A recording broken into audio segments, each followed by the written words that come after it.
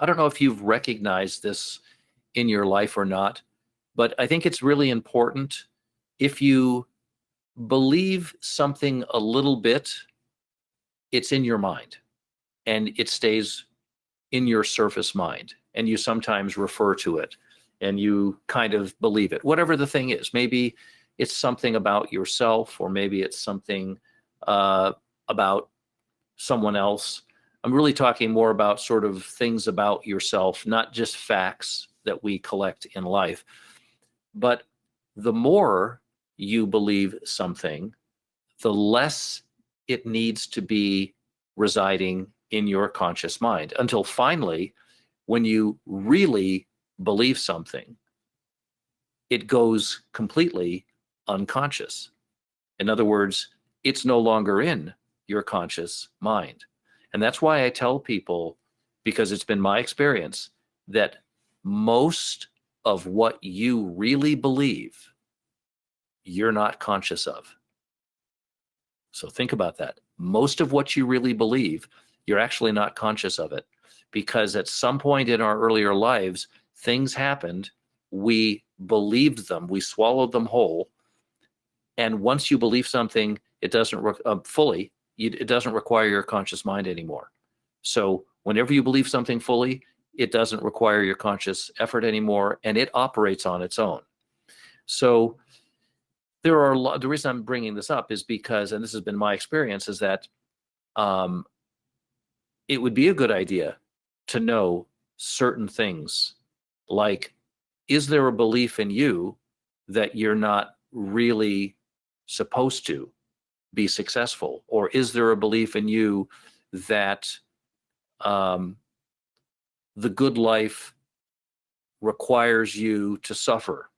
I mean, just ideas like these kinds of ideas. Somebody put them in your head, and for some reason, you may have accepted them. And if you did, then you can be fighting your whole life to get something going, but not be able to get it going, because what's really directing you isn't conscious to you or to me, because we believed it at 100%. If you believe something at 100%, then it goes underground. So it is not a bad idea to spend some time with yourself, to sit down and to allow your mind just to go freewheel, to go from one thought to another, but just keep an eye on what comes up. Because when people say something's unconscious, that sounds like it's blocked from you all the time. It really isn't. It shows up, but we're not aware of it because it's so close. It's not held out at an arm's length distance. So if you want to see if this is true about yourself, and I can assure you that it is, there are unconscious beliefs, and the only way to get to them is by watching your mind and seeing that your mind will sort of place them up there a little bit. But in most cases, we're not really looking, and we're looking elsewhere, right, with our physical eyes out in the world.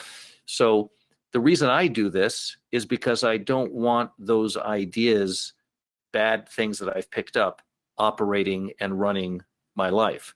And so when I catch something coming up saying this is how it is, just the mere recognition that it's merely an idea that you caught your mind regurgitating from the depths up, that alone starts to break its hold. And then you start to be a person who is both aware of your external, but you're also keeping the arrow of attention, which is something that my teacher taught me, Vernon Howard, on your mind as well. And by doing this, you are able to, you're not gaining new things, you're actually getting rid of old things, old ideas that can really operate for 100 years in somebody's mind. So that's what we want to be careful of, and we want to work with.